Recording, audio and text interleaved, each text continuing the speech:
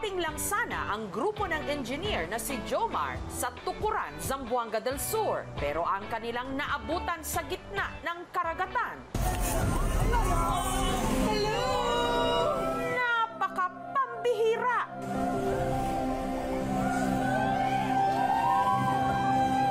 Kamangha-mangha! Tinatayang 200 dolphins. Isang dosenang mga balyena at halos 100 daw na mga pating. Never pa siguro nangyari yun sa Tukuran. Pero may ibang nabahala. Hindi raw ba ito signos na may mangyayaring hindi kaaya-aya? Bad sign talaga. Taong 1976, may tidal wave dito. Bitong mulantab ni siya kanang walay hangin kana manggawas na sila. Natatanging palabas lang ba ito ng kalikasan? O may dapat ba tayong katakutan? Bibihirang makita ang daan-daang mga dolphin at balyena na sabay-sabay na namataan sa karagatan ng Zamboanga del Sur. Pambihirang pagtatanghal nga lang ba ito ng kalikasan o isang signos? Umaga nitong March 9 nang bigla raw magkayayaan sina Jomar na mamasyal sa Iliana Bay na sakop ng pinakamalaking gulpo sa Pilipinas, ang Moro Gulf. Wala talaga sa plano namin na mag-boating. Hindi masyadong prepared ba? Wala silang mga damit, walang sunblock. Mula sa kanilang resort, ang una nilang tinungo ang dagat sa bayan ng Sultan Naga di Maporo sa Lanao del Norte. Doon, nag-wakeboarding, tapos island hopping. Ang next stop ng grupo, ang Puting Balas sa Pagadian, Zamboanga del Sur. Yung Puting Balas, isa siyang sandbar. Pero habang naglalayag sila patungo sa kanilang destinasyon, meron daw sa kanilang mga nakisabay. Mga dolphin. Hello! Mga 5 siguro ang nakita ko. At ang mga dolphin, tila raw may gustong ituro. Sinabihan ko si Jomar na puntahan. Sinundan ko. Hanggang sa dahan-dahan, dumami yung mga dolphin. Dinala sila ng mga ito kung saan naroon ang kanilang pod o grupo na sa tansya ni Jomar nasa 200 dolphins. Tingin kami sa left, dolphins. Tingin kami sa right, dolphins. It was very magical at that moment. Pero ang nasa 200 dolphins, patikim pa lang daw pala sa nakaabang pa sa kanilang sorpresa. Ilang sandali lang kasi may naispatan naman silang mga balyena. Suddenly, lumabas din yung isang sperm whale. Doon kami mas lalong nagulat. Yung sigaw namin talaga abot hanggang langit. Ah! It was my first time seeing those things. Talagang, wow. Ang nasa isang dosenang sperm whale, tila nakipaglaro pa raw sa kanila. Para nagtitrick siya ba?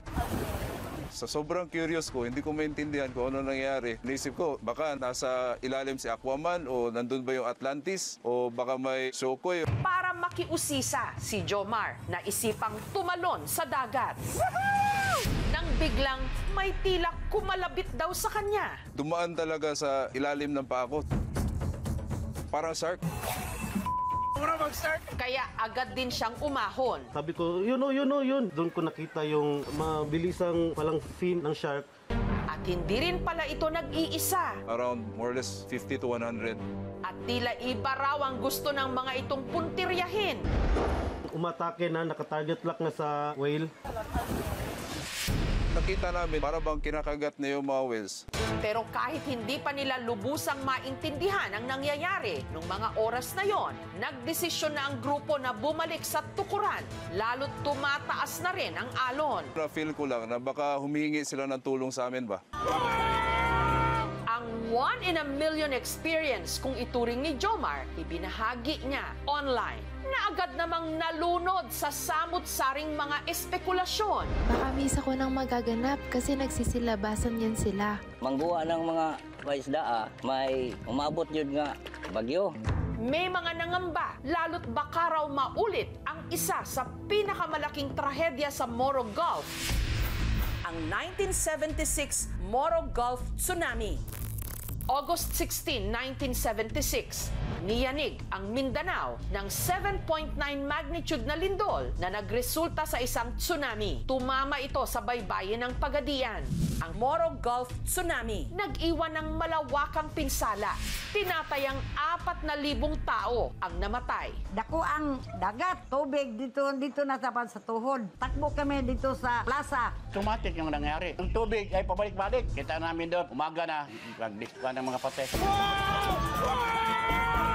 Pero isa nga bang signos ang nasaksihan ng grupo ni na Jomar sa Moro Gulf? Ayon sa PHIVOLCS o ang Philippine Institute of Volcanology and Seismology, isang araw bago pumalaot sina Jomar nitong March 8, isang 4.3 magnitude na lindol na raw ang tumama sa Lanao del Sur. Meron tayong naitalang lindol sa may parte ng Surigao area as well as dito sa left side. Meron tayo sa may Sultan Kudarat. Meron din naman tayong naitalang lindol noong March 8 sa may Waom. Kaya hinala ni na Jomar, posibleng dahil dito kaya nabulabog ang mga dolphin at mga balyena sa karagatan. Pero kung ang isang marine biologist naman ang tatanungin, ang pagpapakita ng daan-daang mga dolphin, balyena at pating, wala raw kinalaman sa lindol.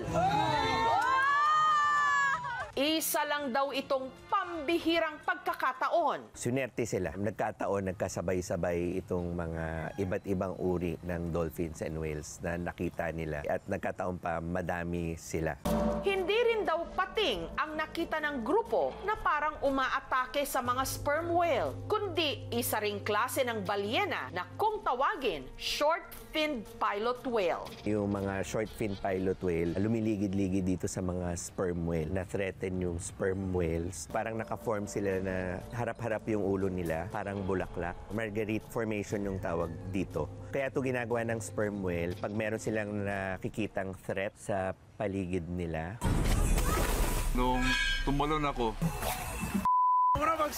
hindi ko talaga naklaro yung buong itsura ng sinasabi kong shark. Ang BIFAR o ang Bureau of Fisheries and Aquatic Resources, balak daw pag-aralan ang insidenteng ito. Meron po talagang sightings of mga whales and dolphins sa area na yan. Mga ilang years ago, meron pong mga nasa-stranded dyan na mga dolphins. Paalala naman nila, sakaling makakita ng ganito kapambihirang phenomenon, huwag po natin silang habulin, huwag natin hawakan, and especially so huwag natin silang hulihin. Kung may makita naman po sila na stranded na mga mammals, mag-report po sila agad. Ang ganitong mga kamangha-manghang tagpo, nagpapaalala sa atin na dapat nating pangalagaan at protektahan ang kalikasan. Para mapanatili ang balanse at kagandahan ng ating kapaligiran. Sa bawat alon, may buhay na naghihintay ng pagkakataon upang ipakita ang kanilang kahalagahan.